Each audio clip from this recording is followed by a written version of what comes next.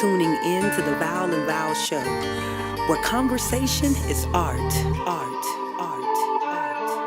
Conversation is art. Conversation is art. You should chime in. Ain't no telling what is spark on the Val and Val Show. Ain't no telling the Val and Val Show. You know, ain't no telling where we go on the Val and Val Show. Ain't no ceiling, cause the art of conversation is the flow. It's that creativity available when we speak, available in our homes, available in the streets. We just trying to get it sparking and take it a little deeper. Keep it casual while fireside chatting with our people.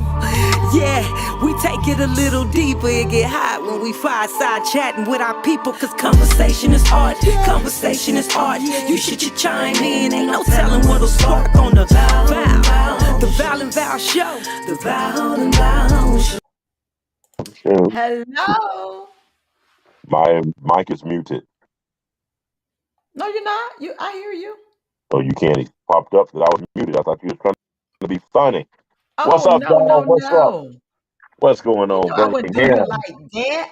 You my man. U- You my U- co-host. I wouldn't United do you States? like that. What's up? What's up, everyone? We are How y'all experiencing some doing? difficulties for some reason.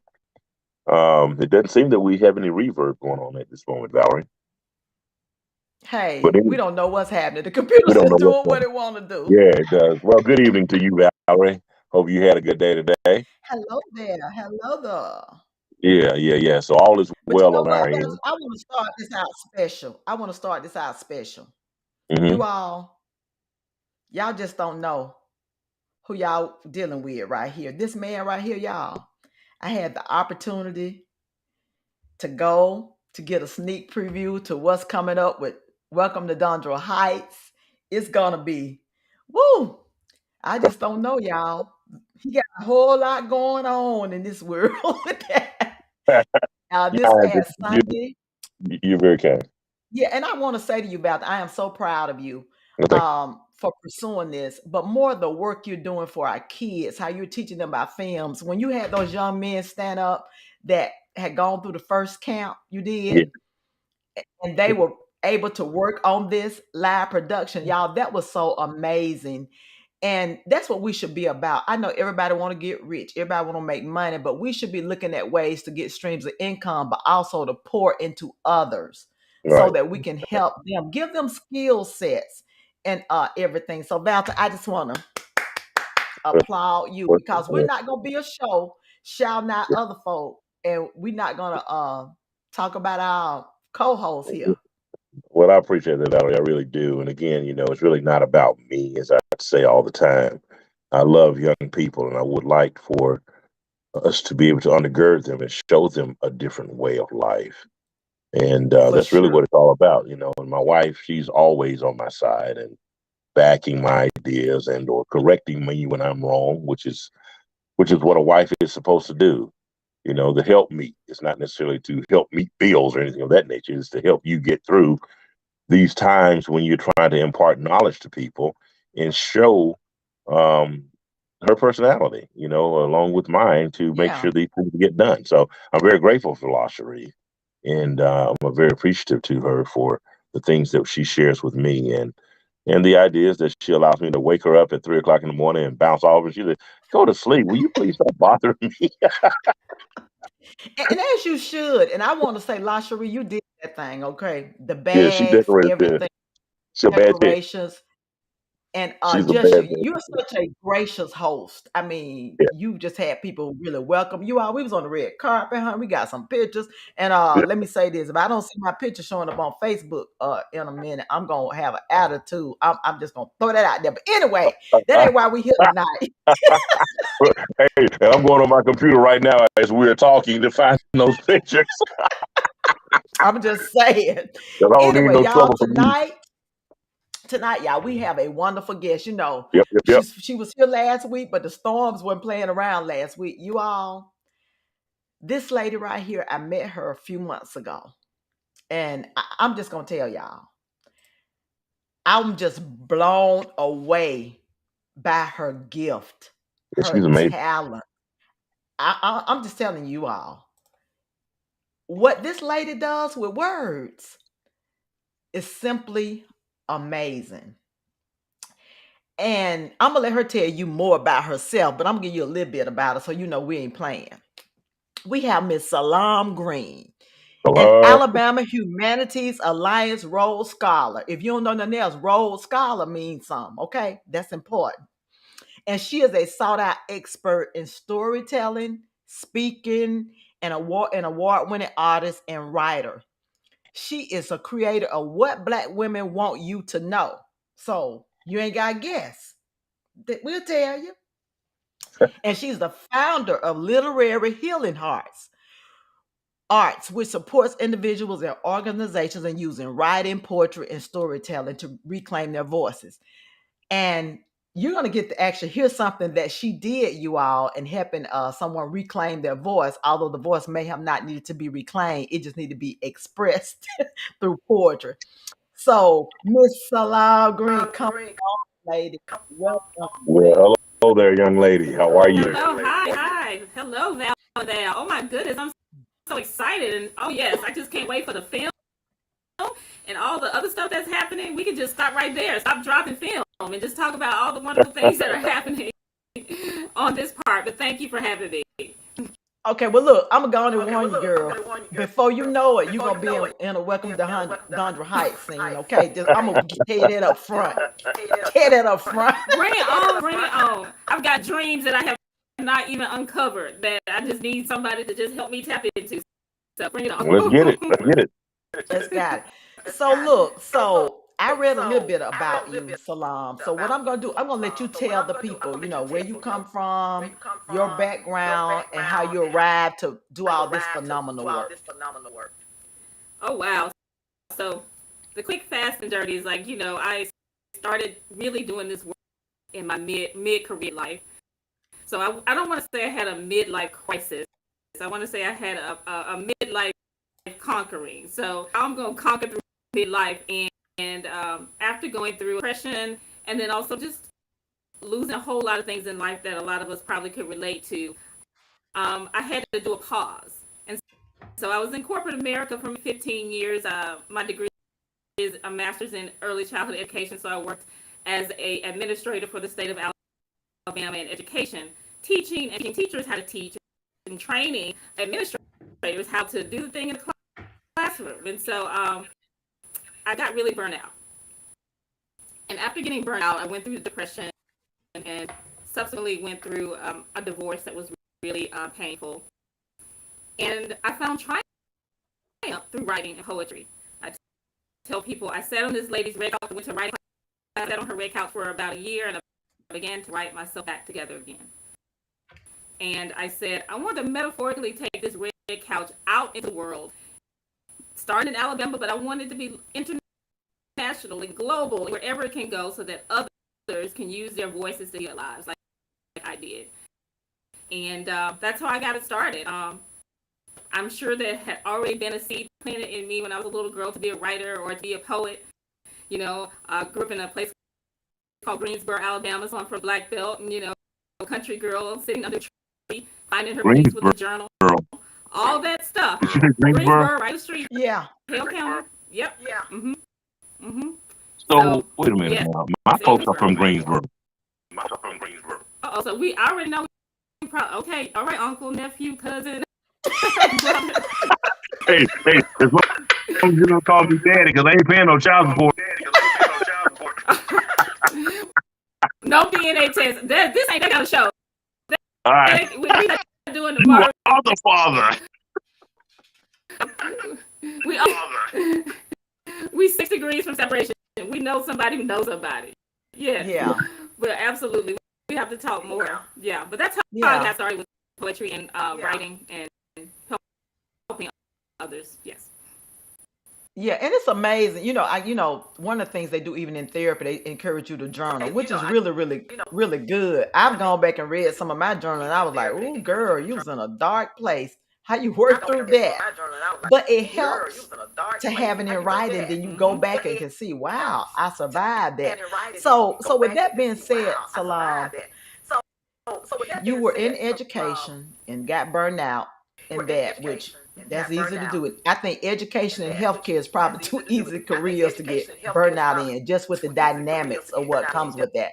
Because in both of those worlds, you are dealing with other people directly in their lives, and you either going to make a good impact or a not so good impact on them. So I can understand that. So once you find yourself in that depression,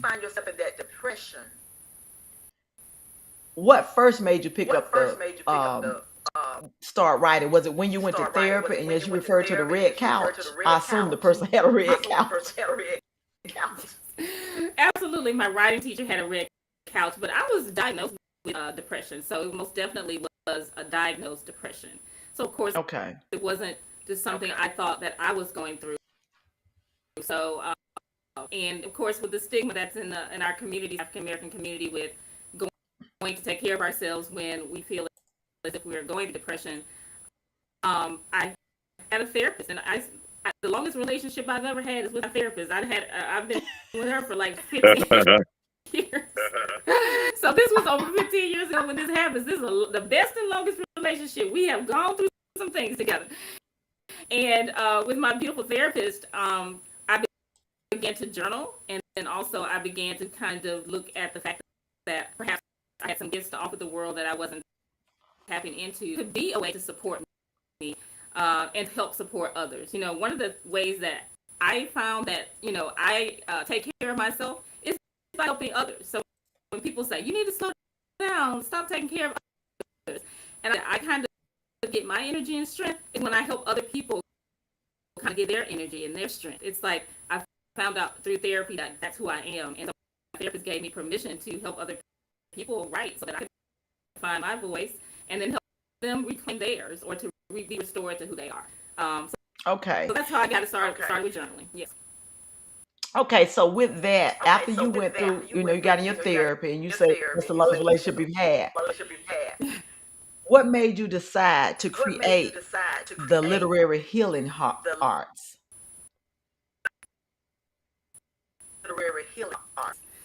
Whew. I think Val and Val, I think I just lost mine for a minute there. I think I just kind of like fell off the red sofa. I was like, what am I going to do? How am I going to cope with, diagnosable depression and then everything that kind of was spiraling in my life at the time? And so I had a friend who told me about Create Birmingham. So if y'all aren't from Create Birmingham, here it has a program called Co-Starters.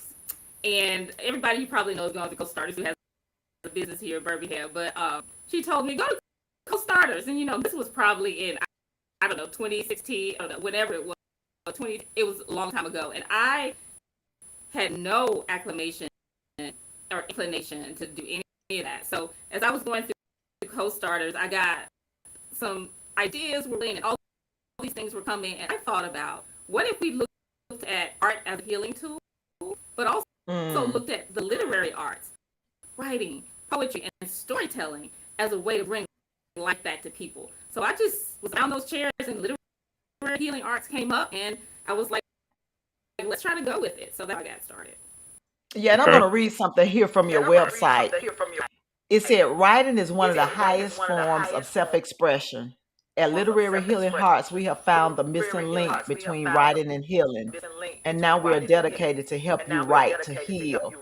And I think about storytelling was big in our culture. I remember growing up, sitting on the front porch and hearing stories. And of course, over time, as the same people told those stories, they got more elaborate and creative with them. Right. Embellish the truth. Yeah. So really, you're taking us back to something that probably came from Africa, okay? And there's a way for our people to actually survive here. Absolutely. Which is West African great. tradition of storytelling.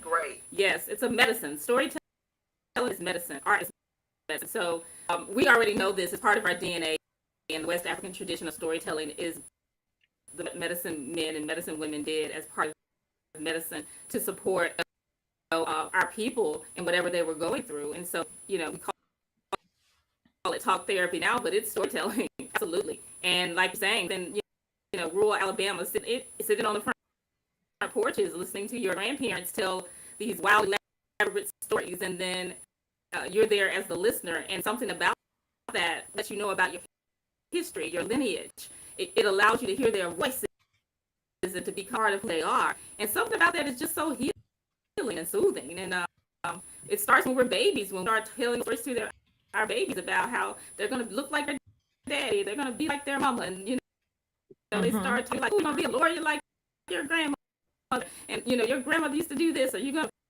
So these are things that are part of our DNA, part of our history. It's what us who we are. True. So I think and I think Baltham would be a great person for you to do a poet. What is it? What's the word for? What do you call it? A listener poet session. Yes. A listening poet session. Mm-hmm. Why you laughing, Baltham? Yes.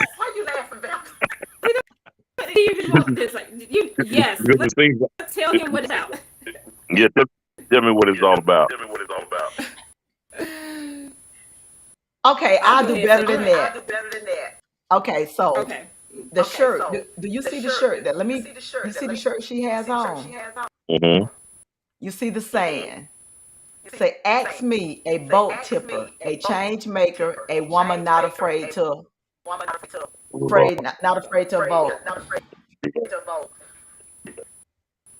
Oh, you both have the same shirt on. We really How love each other. How did that happen? That happened because at work, all the racial deceive and everything. So we had an opportunity last year before Juneteenth, as a matter of fact, to reach out to Salaam and really just talk to her. And it was just a conversation. She was asking me about me, going back and forth.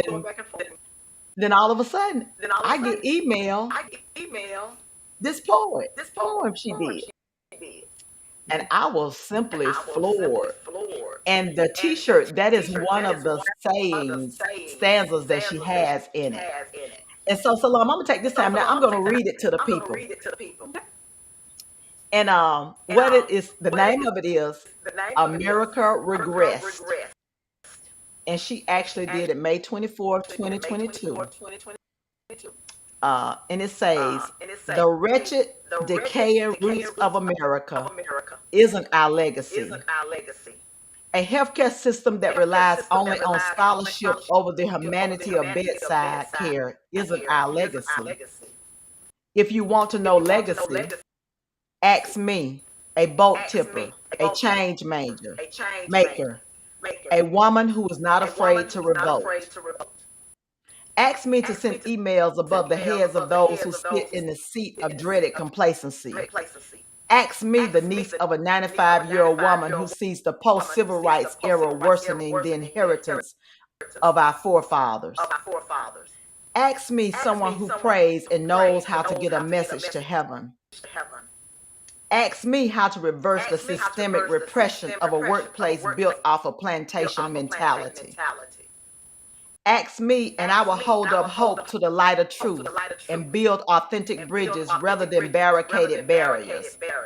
Ask me about liberating laws and revealing that the glass has always been half full. Our glass should never empty. In spite of America regressing, our glasses shall remain full. Ask me how I know. And I would tell you because my mama and daddy told me so. Told me that I am the carrier of the knowledge of the bright star, the fullness of all morning glory. Ask me, born with medicine powers in my bones, words of wisdom flowing like cool water across the sacredness of my beating chest. Ask me, and I will tell you that it is faith that propels me and faith that will preserve us all. Ask me, America, how we should never fail, how we should never fall back into the regretful river of regression. Fill the cup of legacy, repent again and again, and swallow the sourness of pride. Ask me, a boat tipper, a change maker, a woman who is not afraid to revolt. Ask me, and I will tell you all about your ugly truths, America. And in reading that, I'm going to email this to Ron DeSantis. He can't read. But that is the poem that Salaam got from our conversation, and I think she nailed it. You know, one of the things that I found to be very interesting in that reading, it states, "Fill the cup of legacy." Yeah. We all have an opportunity to put something in the cup, which will build upon a legacy. And that's what you're doing, Valta, with your bring your camps with the film camps. Mhm, And mhm. even with the way you're going about doing your Welcome Dondra Heights series, you're not going out getting well-known folks. You're using local folks and actually showing some people that never thought they could even Yeah, act, yeah, that yeah. they're acting. They're doing a fabulous job. I can tell you that. Yeah. They have matriculated from the first film to the second. And I want to talk about this stanza of it that you included, Salaam, where it say, ask me, the niece of a 95-year-old woman who sees the post-civil rights era worsening the inheritance of our forefathers. And that was actually a conversation I had with my cousin. And she said she felt that we were worse today than when she grew up because we thought we had overcome most of this. And now she felt that we were in a more detrimental cycle because, I knew oppression, all that stuff exists, but for the most part, it wasn't like for my parents and my grandparents. So now I feel like, God, I really know to some extent what they felt like. The black and white fountains, the you can't sit at the counter. Because that's in essence what's kind of happening when it comes to us not being able to teach our history in schools is y'all can't sit at this counter. So what do you think about that, Salaam?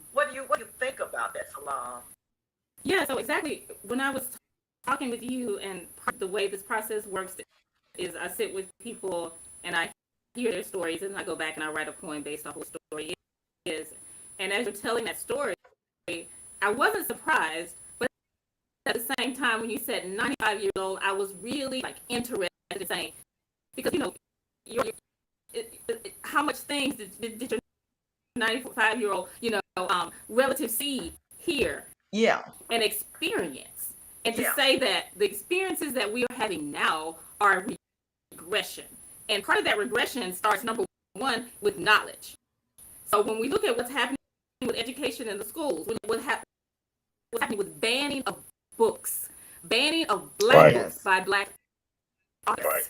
When we see the regression of our language, see what happens, and that's why this is so good when we talk about, when someone says, we're going to strip you of all of the things, the number one thing that they we try to strip you from is language, which is the way that you communicate with one another so that you can understand and comprehend how to live and how to survive. And so when we take away our history, when we take away our books, when we take away our history, when we take away our black teachers, when we take away our black authors, when we take away all of those things, then what we're seeing is a stripping of a culture. And what we have is culture. We make culture. We create culture. We were born in culture. Our language is culture. And when that becomes a threat, then we see the stripping of all of the things that make up our culture. And like our was saying, that's regression. As much as we try to go forward with rhetoric, and as much as we try to go forward with dialogue, and as much as we try to go forward with academic with academic and intellectual, acuity. What we have to do is try to go ahead with heart, remembering our culture. And it goes back to something that you both said about story with our relatives. Those days where we would sit there and we would hear stories. I grew up in Greensboro, so I sat on stoops with, Coretta Scott King's brother. I sat on stoops with mother talking to preachers. I sat on stoops with people who were part of the civil rights movement. They came to my mother's house, and I heard them in my window talking about their everyday lives, but also talking about what was going forward and what was happening next. I had, people in my family who were judges, all these things that they made sure that we knew of and we knew about, and that we not only knew about, but we had exposure to. So the thing that people try to, of course, we talk about politically what is being stripped away from us. We talk about environmentally what's been stripped away from us, but no one can strip our stories away from us. We have to carry those to the next generation, and when we carry them, we have to share them with respect so that the next generation will know what to do with those stories too, so they can become carriers of those stories. So I'm a little passionate about this thing, storytelling and racial healing. Absolutely, yes. And you, as you should be, because this is important. I don't think people realize we're literally in the fight of our life to maintain these things. I think about recently, Hoover stopped the black author from coming to speak to the schools simply because her parent felt like How many parents remove their black students from that school? I don't know if anybody removed. I do know the parents did go to the Board of Education and do all that stuff. And I know one thing they did. Well, there's actually two things going on. They actually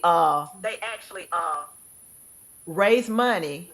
The first goal, they was going to raise money for whatever he lost for not being able to come. However, which I applaud him for, he actually told them to donate the money to I See Me Inc. You remember Bathroom? We had her on, Devin Frazier.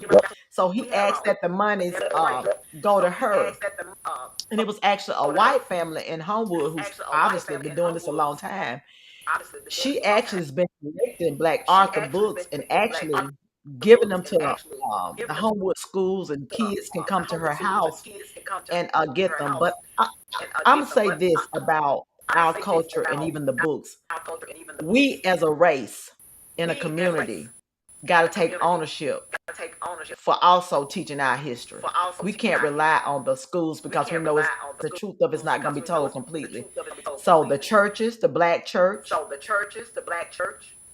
even the sororities, the fraternities, there's a whole lot that we can do as organizations to teach this to these kids. So this is where I am in life. We gotta stop waiting on them to do, because they don't the majority not interested in doing. So we've got to do. Right. Yeah. I totally agree. That goes back to that storytelling of us not regressing away from our own history and our own culture. When we see the regression in other areas, that's not a time as Black folks to say, okay, I'm fixing to slip, I'm fixing to slide, I'm fixing to regress, I'm fixing to get into a place of complacency. It's to say that the joy of who we are is found in our Black books. The joy of who we are is found in Black films and literature. The joy of who we are is found in the change makers like yourself, who are, are boat tippers and who are not afraid to, speak what needs to be out there. So absolutely, and what happened with, in Hoover, we know that is part of systemic it's an institution, and we don't look at we look for institutions to be anything but what they are. So it's like what does James Baldwin says? I can't believe what you say because I see what you do. So our forefathers already told us. Yeah. Well, you know what's interesting with that? Because I live in Hoover, and I moved out here when my daughter was in the 7th grade and my son was going to 1st grade. And my reason for moving was not that I thought Hoover was a better city. It was for the school system, because I was so angry at Birmingham. Hindsight, I would have stayed and ran for Board of Education and all that stuff, but that's hindsight. It's amazing. My daughter, when she got here, because she came from Princeton, which is one of the charter schools. Okay. They actually let her implement a Black History program out here. So this was in 2005, you all. So just in what, 17 years. Alternative Now schools, it's like, no, not you can't charter. have that. Yeah, they put no, I'm talking about Princeton Elementary, like Epic. That's where Yeah, she came from. alternative. Those are not charter schools. Alternative. Okay, yeah. So 17 years later, now it's no, we can't talk about this, but they allowed her to Right. implement that here. And thankfully, I guess God knew they better not have tried me out here. Because the boat tipper changed. I would The take you boat down sinker. through it. Yeah, I would harpoon it. I would take it down. Listen, ain't nobody gonna survive on this boat. We gonna blow the whole thing up. That's hilarious. And you know what? And I know people like, well, we don't have to be calm. We got to be. No, you need to fight sometime. You need to let folks know they better back up off of you. Well, I'm let me all. interject. Let me Uh say this. As it relates to folks fighting and backing up off of us and all this kind of thing, we need to band together. You Yeah. know, it makes no sense for a few to be crying inequities and the masses continue to do what the hell they want to do. My True. expression. Now, the fact of the matter is, to me, every Black student's parent should have pulled their behinds out of Hoover School. Every school out there. Now, I understand that people have to get an education, but I'm just sick to my stomach watching how all this crap is unfolding. That fellow down there in Florida, DeSantis, he's nothing more than crap to me. And he's ignorant, and he doesn't have a clue about what he's talking about. And all this CRT and dismissing all this stuff. We need to know what the history is, and not start at Yeah. 1970 like they tried to do it. Those kids got, Yeah. and it just doesn't make sense to me. Well, Until we are Val. free, we are not going to be able to stand up and say, "The hell with y'all." Yeah. So I really don't know. This is me. I don't think they're ignorant. I think they're intentional. Oh, absolutely. I think it's intentional,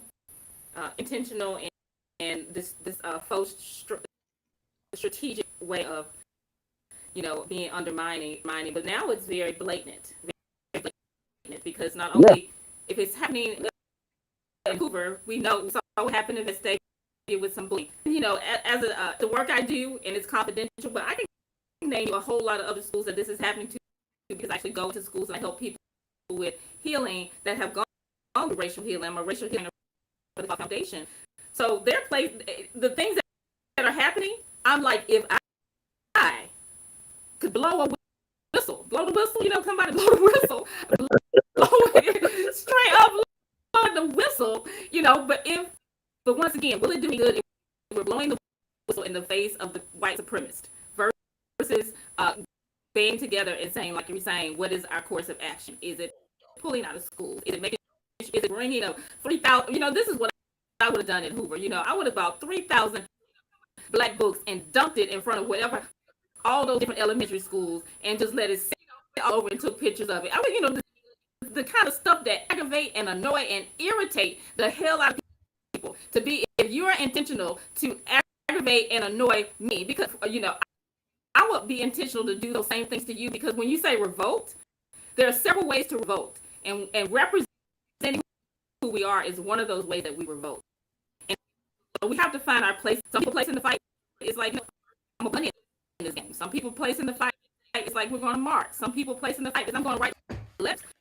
My place in the fight sometimes is to be a little annoying and to write and to do poetry and to help people to realize that we need some racial healing for the people who have been traumatized.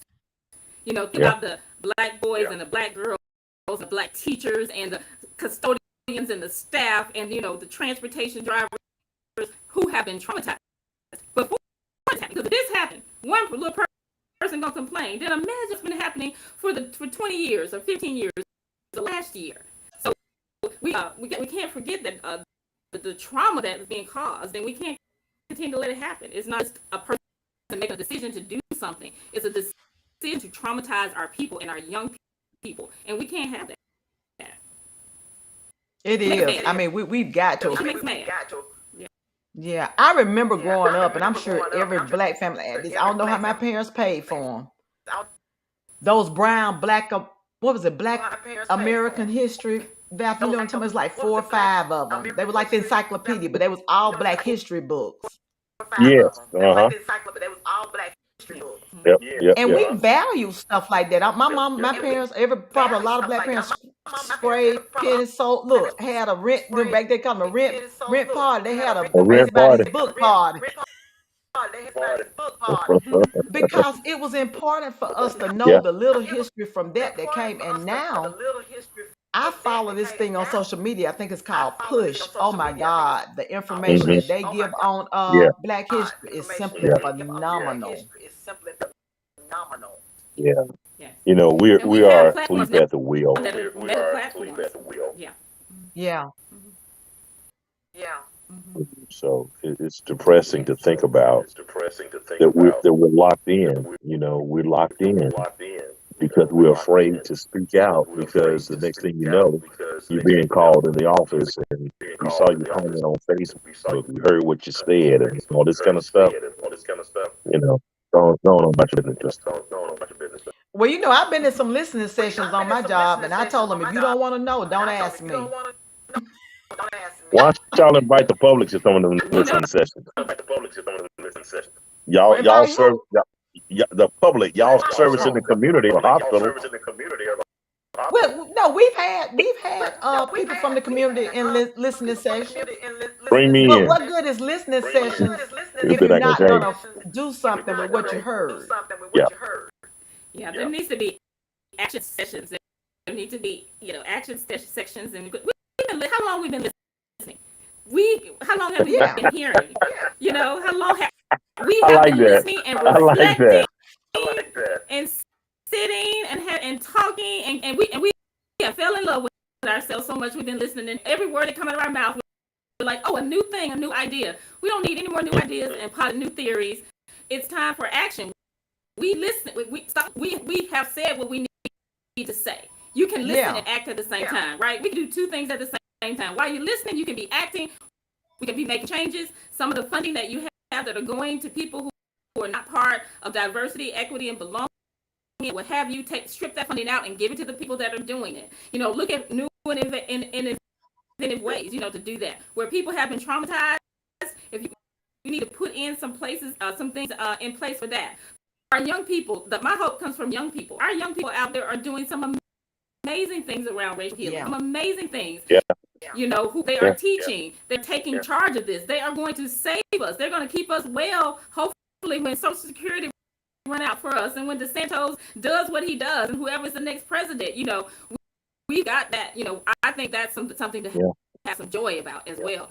And our young people aren't sitting around having listening sessions and recording those listening sessions and sending them out to the same people who just listen to the session.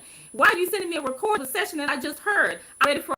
And I hate call to action. Stop calling me to action. Give an action and get some results and go do it. I don't want to hear anything about coaching and mentoring. I'm sorry, I'm over it. In case you haven't noticed, that's why I don't work for anybody. I'm a contract. I contract. I don't want to march. I don't want to march either. I'm sick of that. I mean, marching to somewhere to get something to eat. You know what? Rest. God bless my dad. God bless my dad's soul. My dad said something to me when I was a little girl. He said, baby, we did the wrong thing. We should have, he said, we should have asked for our rights and stayed in our community. He said, when we got integrated, that was the biggest scam for us because they stole everything from us. All of our inventions, for real.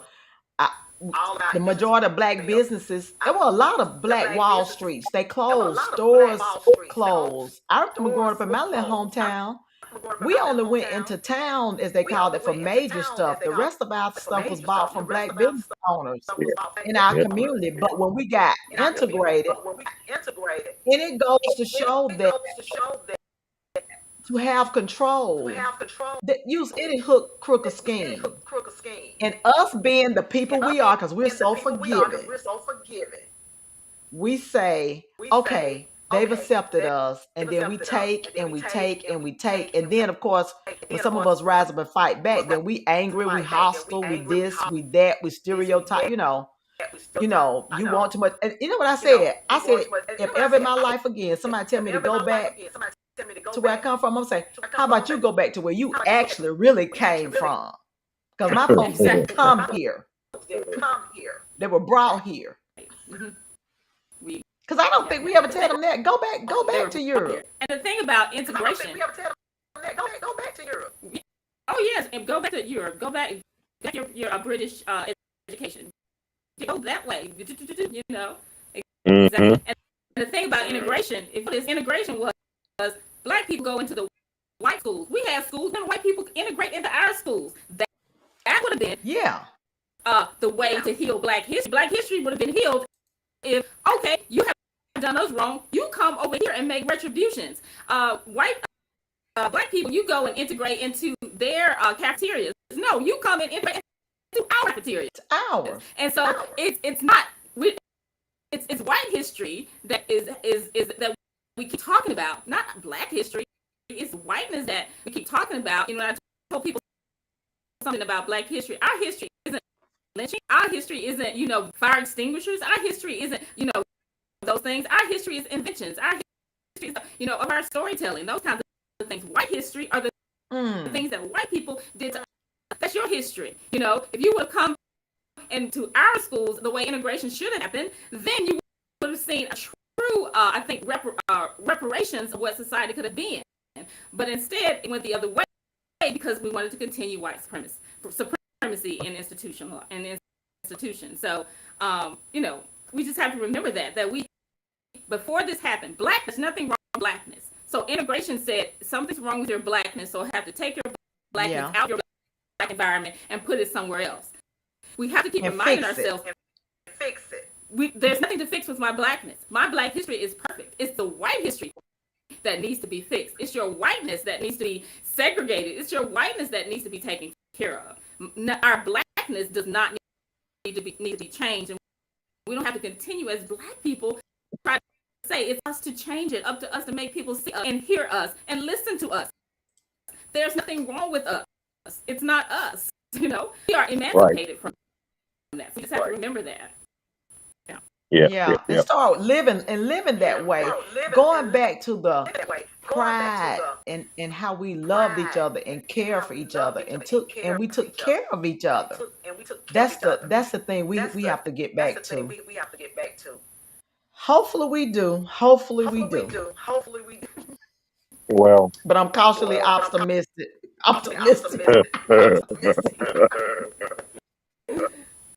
Right. So look, y'all, I dropped some stuff in the chat on Salaam. Y'all can look her up on her website.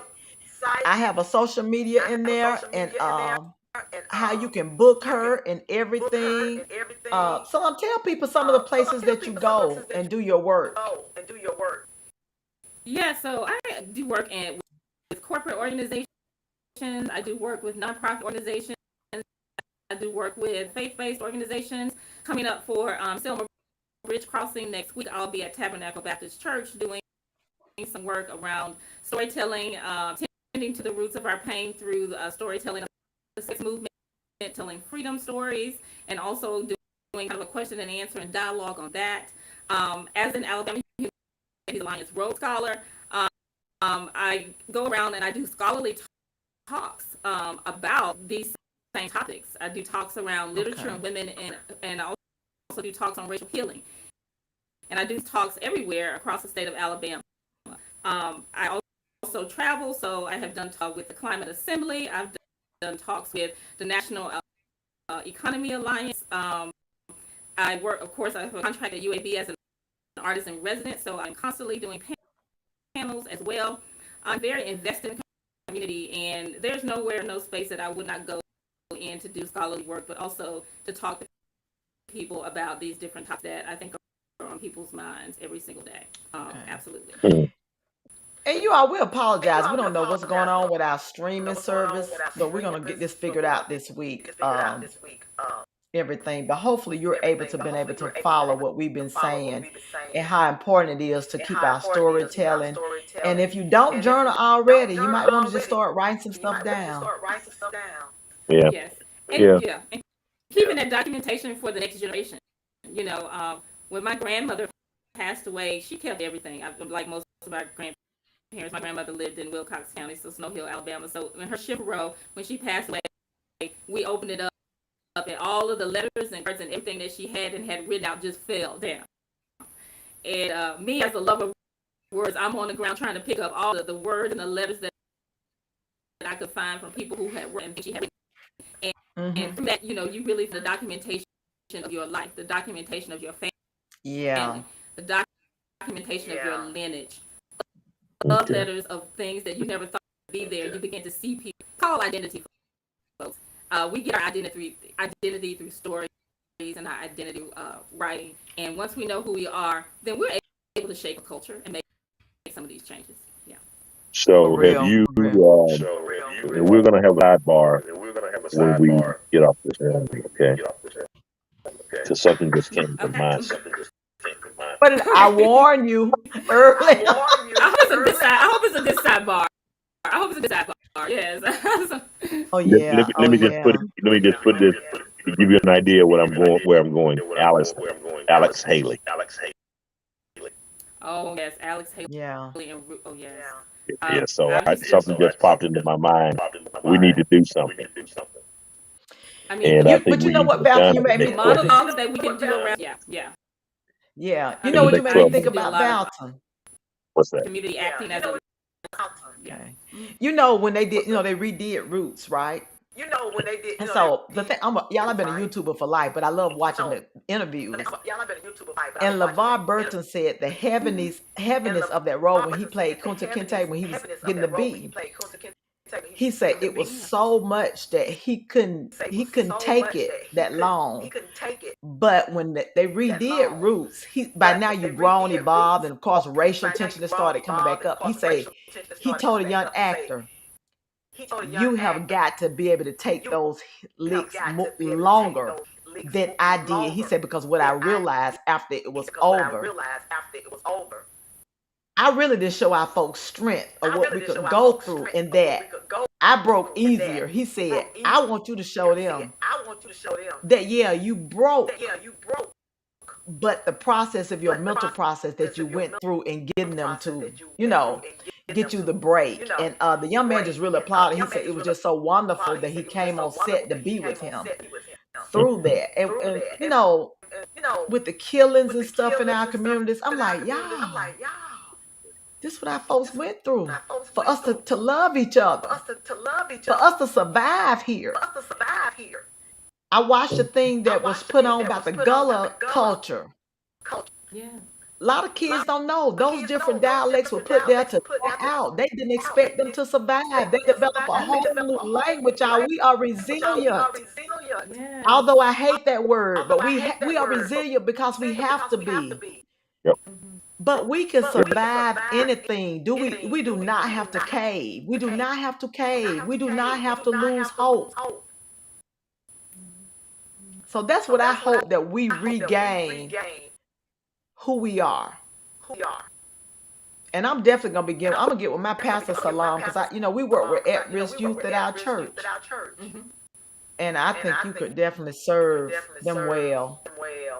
Oh, absolutely. For real. Yeah. Someone in that, Renee said this, don't like the word, it's overused, but it is who we are. And I always tell people, when it comes to resilience, that should be when you gotta survive abnormalities, not you gotta live your life in a constant state of resilience. And constant state of hyper stress, and that kind of thing. Yes, and getting over, like you wake up, oh Lord, I gotta fight. Right. Yeah. Well, many years ago, some of the work I did was speaking at this place called the Bricks in South Carolina. The Bricks in South Carolina is a place I got a chance to go to and do some speaking and storytelling as a fellow, as a fellowship. And the Bricks was where the Bricks is a place where slaves went who could not be broken. So back in our enslavement era, the slaves who could not be broken, the enslaved people, who could not be broken, they sent them to this place called the Brick. So when people say, if it was me, I would have stayed as an enslaved person. When you would have, if they called you were gonna go to the Bricks. And so in South Carolina, they've done a museum and they made it into a memorial to folks who died there. And in the middle of the Bricks, they have this oak tree, these big trees, like we have in the country, right? Big trees that we have in Greens, but I remember sitting underneath, right? And underneath that, and that big tree, the tree of all of the lynchings because of how hard it was to break the men and women who went to the Bricks. And outside of the Bricks of that oak tree are cotton fields for days in South Carolina. And in front of those cotton fields, they have pews where enslaved people would sit in front of the field while people preach to them, and behind them were getting lynched. And as I walk through the Bricks, and it's something that we all should go to, and it depends on how your temperament is. But there's also an old school, and that old school they have that's barely standing. I could envision not only at Bricks were men and women, but there were men and women who had children while they were there.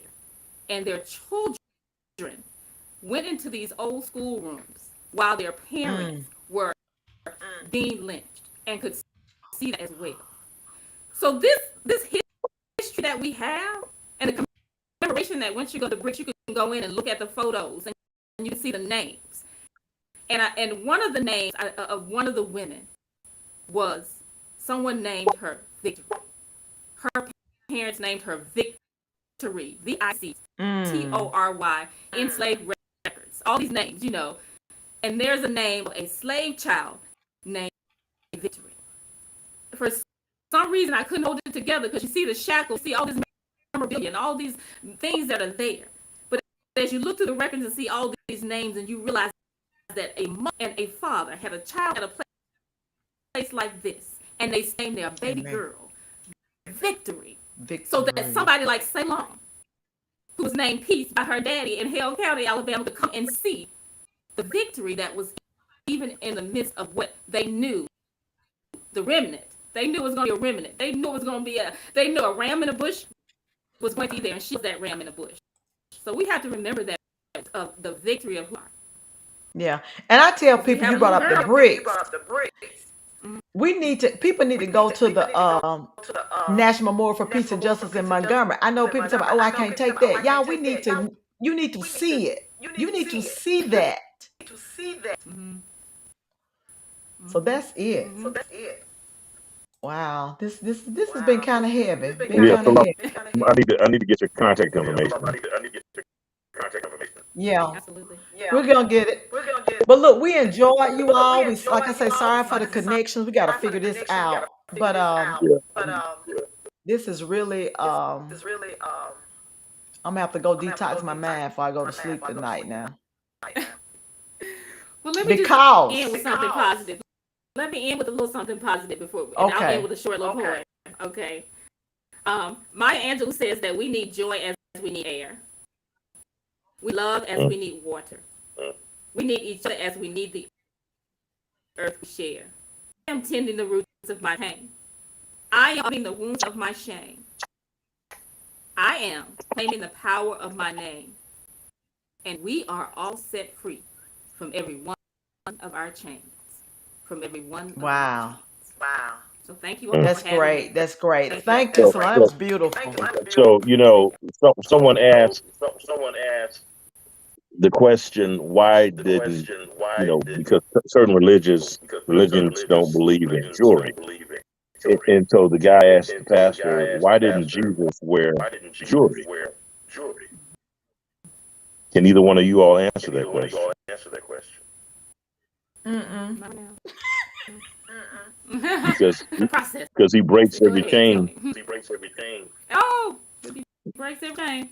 Listen, I'm finna call the comedy. I'm finna call the Every start chain. on. Every chain.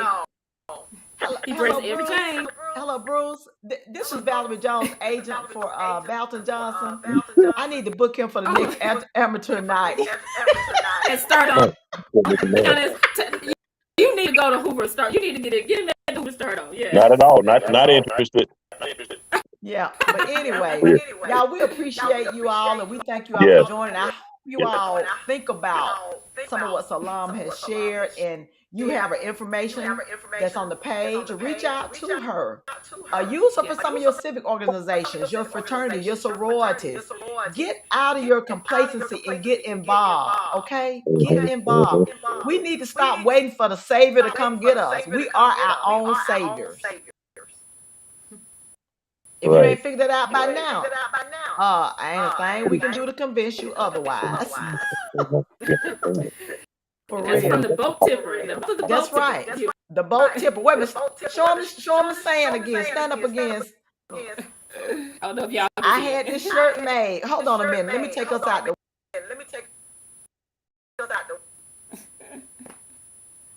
Yes, I had that taken. Change Yeah. maker. Okay. A woman not afraid to revolt. Thank y'all. What, Val? Any closing remarks you got? I've enjoyed this session, and I hope that everyone will take to heart what has been stated, because we are at stake. We are the animals that are becoming extinct by way of a pen.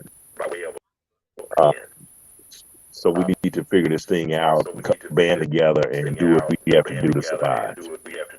Amen. Well, y'all be good, stay safe, and let's pray that don't no bad weather show up because it's too hot. That's right. Good night, Amen. folks. Good night. Salon, hold the